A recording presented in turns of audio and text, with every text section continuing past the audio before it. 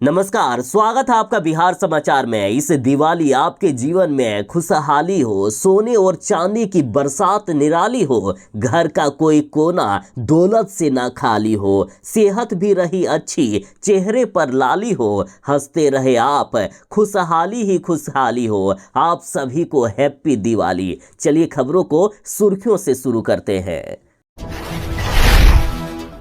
बिहार के 1,52,000 बाढ़ पीड़ित किसानों के खाते में 101 करोड़ रुपए की राशि मुख्यमंत्री जी ने भेज दिए हैं। बाकी बचे किसानों के खाते में भी जल्द ही पैसे भेज दिए जाएंगे।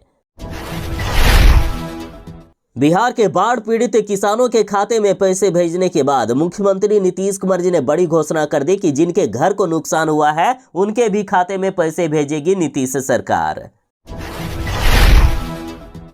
बिहार के गरीब जो सरकारी जमीन पर रह रहे हैं या कोई यदि 3 पीढ़ियों से सरकारी जमीन पर रह रहे हैं तो सरकार उन्हें उस जमीन का मालिकाना हक देगी। बिहार वालों के लिए आ गई है खतरनाक खबर। बिहार में लाखों राशन कार्ड बंद करने जा रही है नीतीश सरकार। मुख्यमंत्री नीतीश कुमार जी ने मोदी जी से फिर से बिहार को विशेष राज्य दर्जा देने की मांग कर दिए हैं। नीतीश कुमार जी बोले कि बिहार को विशेष राज्य का दर्जा मिला तो 2 साल में बिहार में गरीबी खत्म हो जाएगी। बिहार विधानसभा चुनाव से पहले सीबीआई लालू यादव को फिर से जेल भेजना चाहती है, लेकिन सुप्रीम कोर्ट ने बड़ी राहत दी। कहा लालू यादव को वापस जेल भेजने में काफी दिक्कत है, पॉसिबल नहीं है लालू यादव को जेल भेजना दोबारा।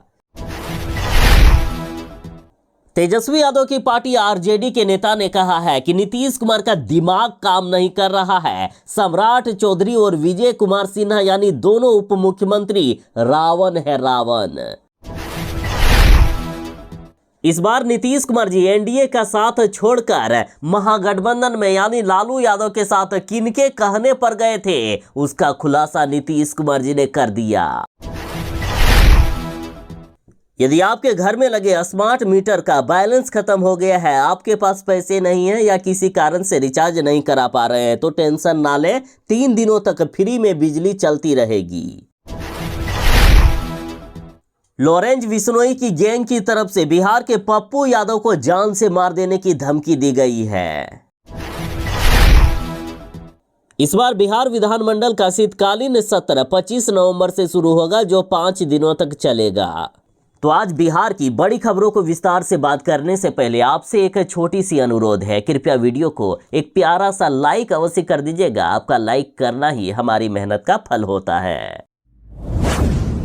बिहार के किसानों के लिए बड़ी खुशखबरी है। बिहार के 1,52,000 बाढ़ पीड़ित किसानों को 101 करोड़ रुपए उनके बैंक खाते में सीधे मुख्यमंत्री नीतीश कुमार जी ने भेज दिए हैं। मुख्यमंत्री नीतीश कुमार जी ने अपने आवास में आयोजित एक कार्यक्रम के दौरान बाढ़ प्रभावित 1,52,000 किसानों को डीबीटी के द्वारा सीधे उनके खाते में पैसे भेजे हैं। इस वर्ष सितंबर के महीने में बारिश एवं बाढ़ के कारण फसलों को काफी ज्यादा नुकसान हुआ था। साथ ही मुख्यमंत्री जी ने कहा है कि बाढ़ प्रभावित क्षेत्रों के लोगों को राज्य सरकार हर संभव सहायता उपलब्ध करवाती है। हम लोग आपदा पीड़ितों की सहायता के लिए लगातार तत्पर रहते हैं। आज प्रथम किस्त में आई बाढ़ से प्रभावित किसानों के खाते में राशि भेजी गई है। शेष प्रभावित किसानों के खाते में राशि यथाशीघ्र भेज दी जाएगी। देखिए, प्रथम किस्त की राशि किसानों के खाते में भेजी गई है, बाकी दूसरे चरण में फिर से किसानों के खाते में पैसे भेजे जाएंगे।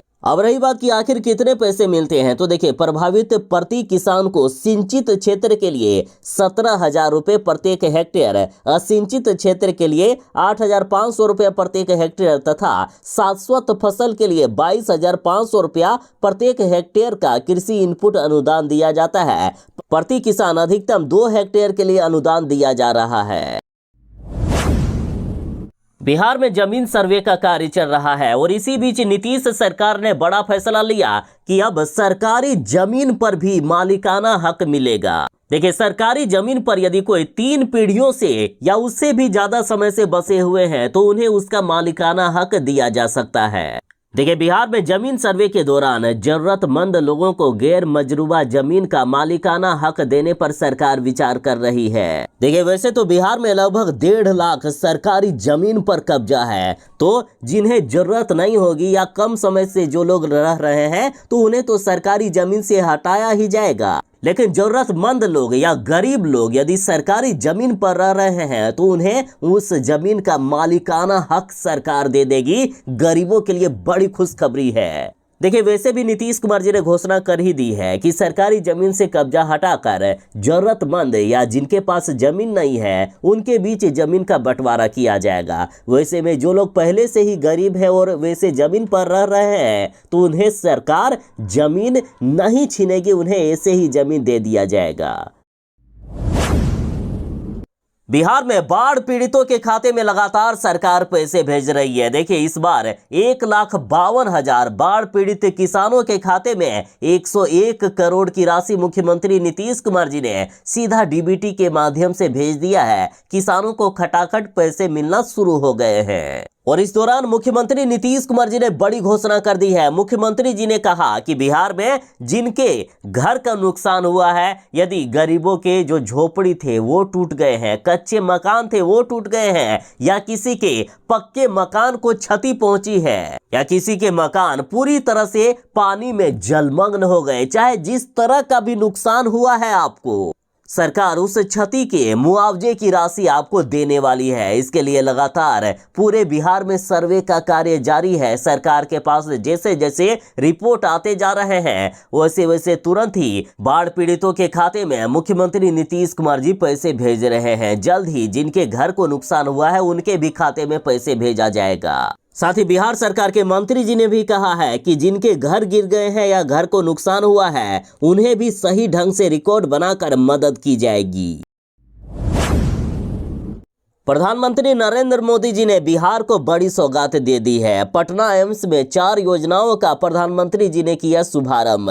साथ ही बुजुर्गों को दी गई बड़ी सौगात। अब 70 साल या उससे ज्यादा उम्र के बुजुर्गों का भी 5 लाख रुपए तक का फ्री में इलाज होगा। देखिए, प्रधानमंत्री नरेंद्र मोदी जी ने पटना एम्स में वर्चुअल मोड पर लगभग 36 करोड़ की लागत की योजनाओं का शुभारंभ किया है और इन योजनाओं में पटना में ड्रोन सेवाओं का उद्घाटन, किडनी प्रत्यारोपण इकाई, नवजात गहन चिकित्सा इकाई और सक्रिय स्वास्थ्य समन्वयक के साथ उच्च ऊर्जा रेखिक त्वरक का उद्घाटन किया गया है। साथ ही प्रधानमंत्री जी ने 70 साल या उससे ज्यादा उम्र के लोगों के लिए 5 लाख रुपए तक का फ्री इलाज की सुविधा लॉन्च कर दी है। इसके तहत देश के 6 करोड़ बुजुर्गों को फायदा मिलेगा। साथ ही प्रधानमंत्री जी ने 70 साल से अधिक उम्र के बुजुर्गों के लिए दिल्ली के all India institute of Ayurveda में आयुष्मान वय वंदन कार्ड लॉन्च किया है।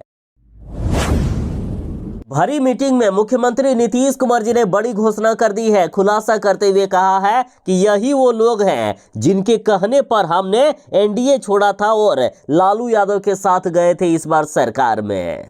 देखिए, नीतीश कुमार जी बार बार कहते हैं कि इस बार महागठबंधन में नहीं जाएंगे और बार बार एनडीए छोड़कर महागठबंधन में चले जाते हैं। इस बार आखिर किनके कहने पर गए थे, इस बात का खुलासा नीतीश कुमार जी ने कर दिए। इस बार मुख्यमंत्री नीतीश कुमार जी ने विजेंद्र यादव का नाम ले लिया है। नीतीश कुमार जी ने विजेंद्र यादव के साथ कहीं ना कहीं ललन सिंह की तरफ भी इशारा कर दिए हैं। आरजेडी नेता सुधाकर सिंह ने नीतीश कुमार पर बड़ा हमला किया है। कहा है कि नीतीश कुमार का दिमाग काम नहीं कर रहा है। साथ ही सम्राट चौधरी और विजय सिन्हा रावण है, रावण। सुधाकर सिंह ने कहा है कि बिहार में हर दिन किसी न किसी की हत्या हो रही है, लेकिन सरकार कुछ भी नहीं करती है इन मामलों पर। इन्होंने नीतीश कुमार के स्वास्थ्य पर सवाल उठाते हुए कहा कि नीतीश कुमार तो दिमागी रूप से कमजोर हो गए हैं, पागल हो गए हैं नीतीश कुमार जी। साथ ही सुधाकर सिंह ने राज्य में हो रही हत्याओं के लिए सरकार से माफी मांगने की अपील की है। सुधाकर सिंह ने कहा कि राज्य में दर्जनों हत्याएं हो रही है, फिर भी मुख्यमंत्री जी माफी नहीं मांगेंगे क्योंकि उनका दिमाग ही नहीं काम कर रहा है। तो उनकी पार्टी वालों को माफी मांग लेना चाहिए। और बिहार की जनता, यदि ये लोग सरकार में रह गए तो अभी जो हालात है इससे भी बदतर हालात होने वाली है।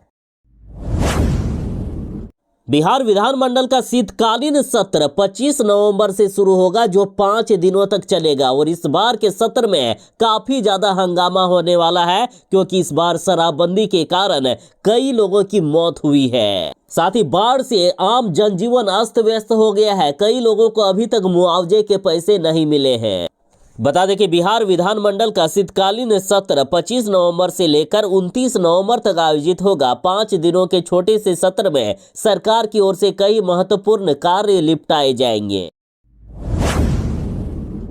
यदि आपके स्मार्ट मीटर का बैलेंस खत्म हो गया है, फिर भी 3 दिनों तक आपके घर की बिजली नहीं कटेगी। देखिए, यदि आपके स्मार्ट मीटर का बैलेंस खत्म हो गया है, आपके घर की बिजली कट गई है और आप किसी कारण से अपना बिजली मीटर रिचार्ज नहीं कर पा रहे हैं या आपके पास पैसे नहीं है, तो ऐसे में घबराने की जरूरत नहीं है। आपके घर में जो स्मार्ट मीटर लगा है, उसमें लगे काले पुश बटन को 30 सेकंड तक दबा कर रखिएगा।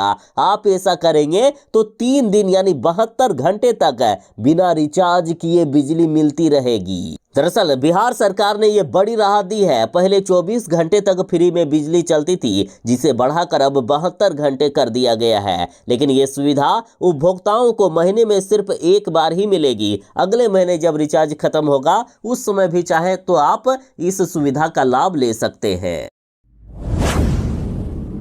पप्पू यादव को लॉरेंस बिश्नोई गैंग की तरफ से जान से मार देने की धमकी दी गई है। दरअसल सोमवार को लगभग 9:25 पर पप्पू यादव को फोन आया और जान से मार देने की धमकी दी गई। साथ ही पप्पू यादव को लफड़े में नहीं पड़ने को भी कहा गया है। फोन पर पप्पू यादव को सलमान खान के मामले से दूर रहने की भी हिदायत दी गई है। लॉरेंस बिश्नोई की गैंग की तरफ से कहा गया कि सलमान खान के मामले से दूर रहो, रेकी कर रहा हूं, मार डालूंगा।